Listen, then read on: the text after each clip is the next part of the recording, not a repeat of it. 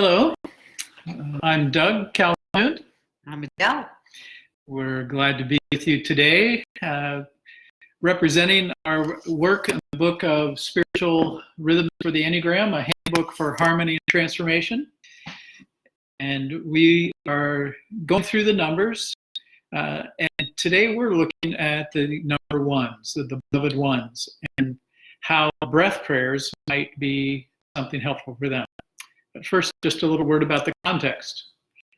So, in the Spiritual Rhythms for the Enneagram, we are imagining a new way of looking at the numbers, and we are trying to give every single Enneagram number access to their head, to their heart, and to their gut, because this is the path to wholeness, this integration and wholeness.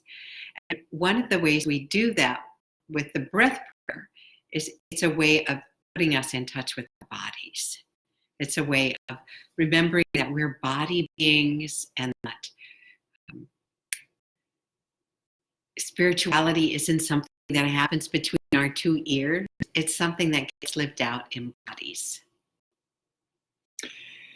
And the harmony triads also represent a way of integrating our whole being so that our knowledge of ourselves and particularly if you're a follower of Jesus, our spirituality is holistic. It deals with what we think, our theology, and how we're oriented in brain. It deals with our human connection, and it also relates to our physical and spiritual being and how we experience the world in our bodies. So it's trying to deal with our IQ, our EQ, and our GQ, our body instincts. So tonight for the beloved ones, we want to talk about the world they live in. Happens to be my world. I am a one as my primary space. And like the rest of the gut triad, we have immediate reactions to just about everything. And our propensity is to make judgment. Is this a good thing, a bad thing, right or wrong? Is this fair or unfair? And it's our way of coping with all of the input that comes at us in our bodies. And so ones particularly are feeling like, I have to make this right. I have to be good. I have to, and even pushing that unhealthily into, I got to be perfect. And so when we get triggered by something not being right, not the way we think it should be, excuse me, we have this instinctual constriction around our bodies to tighten up.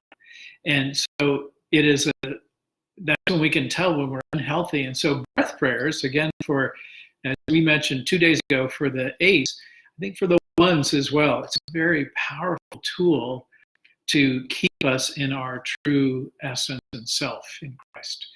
And so we also just say in general that the way God has made our bodies is if we take a big, deep breath, a full breath, we're signaling to our bodies to relax a little bit, to stop all of the automatic fight or flight or judge or worry or anger, whatever it is.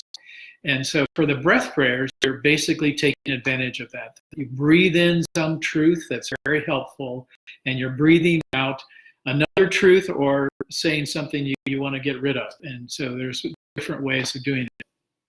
So we want to give you a couple of examples of how ones might pray in that moment where they get triggered. So in a moment where ones are tempted to be judgmental and critical, a breath prayer that can move them into a place of health is to say, made in God's image, I am not the judge.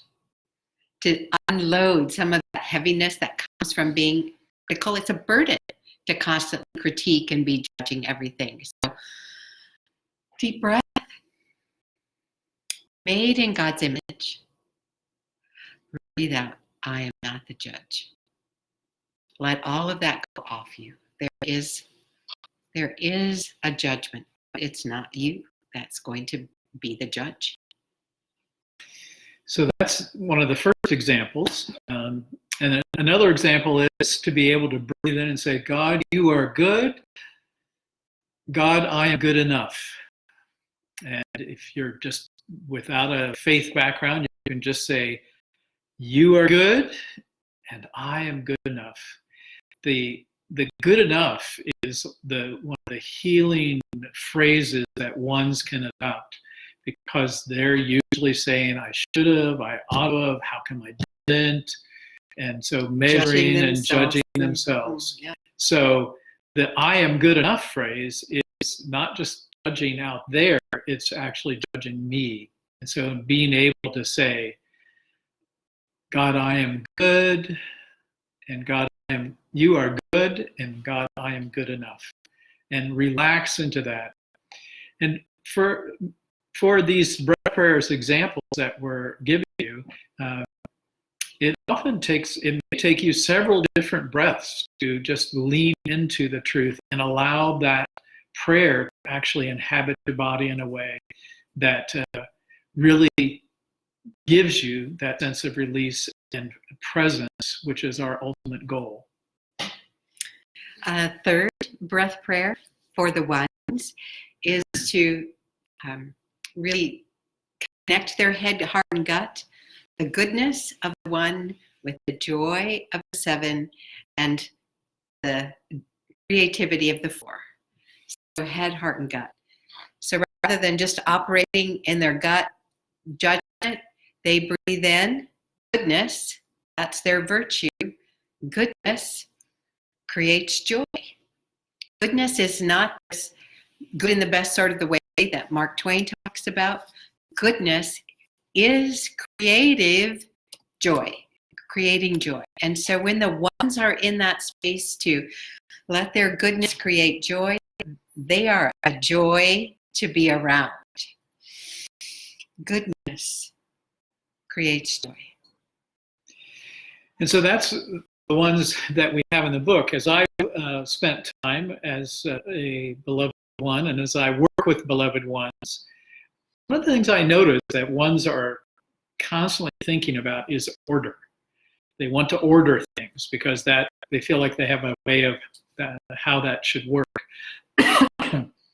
And people certainly can experience that as a negative thing, but I also found that it can be incredibly positive. And it's usually a way of helping me see if I'm in my true self or false self, how it's experienced. So I've developed a different breath prayer just of my own in these days, where I'm thinking about order for the one. So the breathe in is order, and then the breathe out is fosters flourishing. Little alliteration. The fosters is how the four comes in. It's creative space. It enables things to happen. And so that's the thing that I'm wanting to do. And then the seven is just full of flourishing possibilities. And so I think the wonder of the beloved ones, when they're healthy, have a way of bringing sort of a structure that's not constricted. It's actually like open-handed kind of structure that creates a space where life can really blossom. And so there's just enough structure for people to know what's going on and then be able to bring their best selves. So for me, when I'm thinking and I'm getting a little tight about things, I pray, Lord, may my order foster flourishing. And that opens me in my head, heart, and gut to say, if I'm being too constrictive around something, that recenters me into the kind of person I want to be and what I want to be able to bring to the situation and the people that I'm with. So if this is useful to you, we hope that you'll post it and share it with your friends. And we say hi to all of you that are joining us. Hi, Celeste and Sylvia. And we hope if you haven't already, or if you have, get a copy of our book. And if you have already, then don't be afraid to post a review or tell other people about it. Or give it as a Christmas gift. There you go. What a great idea. Everybody have a great day. Blessings.